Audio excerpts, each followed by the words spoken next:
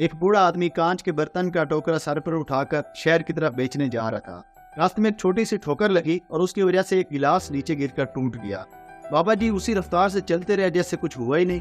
पीछे से एक राहगीर आ रहा था। उसने जब ये देखा तो वो भागकर बाबा जी के पास गया और कहा, बाबा जी आपको मालूम है आपका एक गिलास नीचे गिरकर टूट गया है?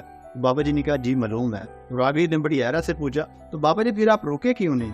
बाबा जी ने कहा, बेटा टूटी हुई चीज के लिए रुकना बेकार है। अगर फर्ज करो मैं रुक भी जाता, टोकरा सर से उतारता, नीचे रखता, उस टूटी हुई चीज को देखता जिसको मैं जोड़ नहीं सकता था, उस पर अफसोस करता, टोकरा उठाता, फिर सर पर रखता, चल पड़ता। उस टोकरा उठाने की वजह से कोई और चीज मेरी अगर टूट जाती तो उस पर अफसोस होता। शहर जाके जो कारोबार करना था उस पर भी सारा दिन अफसोस के साथ मंदा ही रहता। तो उससे बेहतर नहीं है कि मैंने उस टूटे हुए गिलास को जाने दिया और अपना बहुत कुछ बचा लिया। अब इस वाक़े से हमें क्या सीखना है?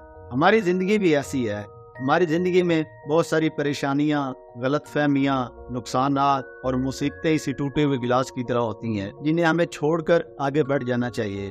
क्यों? क्योंकि ये बोझ होते हैं जो आपकी रफ्तार कम कर देते हैं, आपको मुशक्कत में डाल देते हैं, आपके लिए नई परेशानी और मुसीबतें खड़ी कर देते हैं। इसलिए अपनी मुसीबतों, परेशानियों और नुकसानात को भूलकर आगे बढ़ना सीखें। जिंदगी बहुत है। मैंने ऐसे ऐसे दोस्त देखे हैं जो कि उस पर्टिकुलर टाइम को एंजॉय करने के बजाय उस अपने नुकसान के बारे में सोचकर उस वक्त जो मज़ा, जो लुत्फ अंदोज होने की कीमत होती है वो भी गंवा बैठते हैं। हम अपनी पिछली खामियां, कुताहियां और परेशानियों को लेकर उस करंट टाइम को भी एंजॉय करना भूल जाते हैं। मैं आपको ये मशवरा दूंगा कि अपनी मुसीबतों, परेशानियों को छोड़कर आप ज़िंदगी एंजॉय करना सीखें। हाँ, ये है मुश्किल, ये कहने को आसान है, हम कर नहीं सकते, लेकिन अल्लाह पाक ने हमें इस तरह बनाया है, हम इजीली चेंज हो सकते हैं अगर हम चेंज लाने की कोशिश करें। मिलते हैं अगली वीडियो में। अल्लाह हाफिज़।